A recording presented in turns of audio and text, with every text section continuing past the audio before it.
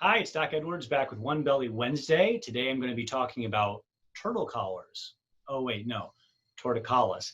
If your baby has his head tilted off to the side like this, or when you see that your baby is laying flat, they have a preference for nursing to one side, that is something that pediatricians would call torticollis, and this video is for you. So, since the last One Belly Wednesday that we did on the flat heads, I have had a whole bunch of kind of when it rains, it pours scenarios come into my office full of new babies whose heads are tipped off to one side. Now, this is the thing that usually precedes the flattening of the head, and I'm really grateful to get an opportunity to get to the source of the issue. Now, when we talk about chiropractic and babies, it's important to understand that what we're doing is really safe and really gentle. That most of their bodies are made out of cartilage. There's a lot of space in between the vertebra, and we don't need to do a whole lot of pressure or force in order to make corrections. That is especially true when it comes to cranial work. And what we've found is that we can have a lot of really good successes just by doing some unwinding, so to speak, of some of the tension that's held in the system.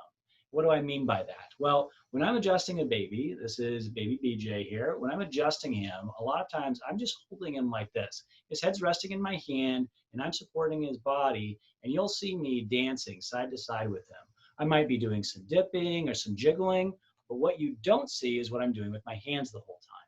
So with my hands, what I'm doing is I'm tractioning to try to relieve just a little bit of pressure. I'm feeling which way does the baby want to go. So every one of the movements that you watch your baby do is purposeful. They're attempting to unwind the tension or torsion that they got either from when they were crammed all tiny like a little ball inside mom, or from something that happened during the birth. So babies are supposed to tuck the chin down like this, so it stacks the vertebra up to keep the neck as strong as possible as they exit through the birth canal. A lot of times you'll find babies get a little crooked like this, and then they try to go through, or maybe they're presenting an extension like this and try to go through. All those are really tough, not only on mom, but on baby too. Some of them even have their hand up like this, called a nuchal hand, as they're trying to exit. And so all of those presentations can create this twist that happens in the cranium.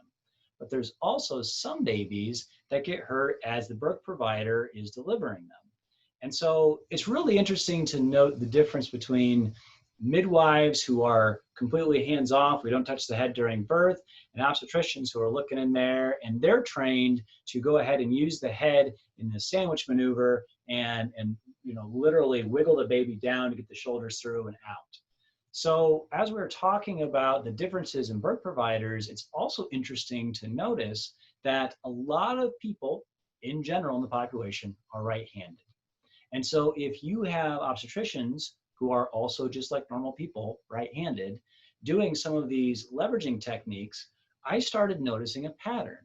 See if those of you who are chiropractors who work with children start noticing this too. In my office, a lot of times what I'll notice is that they have their occiput subluxated. Remember, when we talk about subluxation, that's a misalignment that's creating interference between how the brain and the body are talking. And so when we have that subluxation, then that's stopping the baby's brain from talking well into the muscles. A lot of times you'll then see a head tilt because of that. Or it can actually be the plate back here, the occiput itself, that's jammed up. And there's tension in the dura around on that side. I was noticing that, and I was noticing the atlas out on this side on the right with like 3 of these new babies that came into my office. And so what I think is happening is as those babies are being delivered, wiggle, wiggle, wiggle, what's happening is that atlas is getting shot out like this, and the back of the head here, as we're being twisted and delivered, is getting jammed up. That ends up with those moms having a difficult time with the baby nursing. Sometimes there's a distortion in the bones, and so the way the jaw sits in isn't right, so they're gapping. Some babies have a really hard time then settling, but a lot of them, and what I saw it when they walked into my office and sat down next to me with their car seats, they were just sleeping like this. And so when I was looking at that over this last week, I was starting to see some like faster successes than honestly I've usually had with babies in torticollis.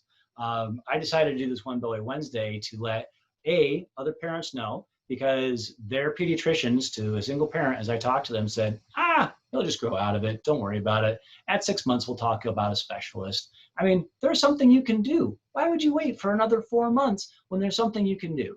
And number two, for those of you who are pediatric chiropractors, I'm really interested in your feedback too. What are you seeing with babies who have torticollis? How are you finding the most fast and effective ways to clear those subluxations so that their bodies can heal and function the way that they're supposed to? Are you noticing any other primitive reflexes? With some of these babies, I'm noticing that some of their reflexes they should have, they're hardwired, they're not working well. They'll be okay on one side, but not on the other side. There might be firing, instead of firing normal like this, they're a little slow, right? And so when I see that, it tells me that where that brainstem is, it probably got stung by something in the birth process. Some of those babies, they've got like a bruise on the inside of the brain tissue there, and that's why the spasm's happening, because of some cortical involvement, because of some brain involvement. And so working all that kind of stuff out, sorting out the puzzle pieces, it's more than just stretching out a tight muscle. If you have any other questions, like I said, I'm always happy to read these in the comments. Make sure that you subscribe to our channel. We do these Facebook Lives both on our page, Mama's Chiropractic, and I share them all over wherever I can. I also will stream them through YouTube, and so make sure you subscribe to our channel if you want to get the latest in the information that we're sharing here for conscious parenting and natural lifestyle choices.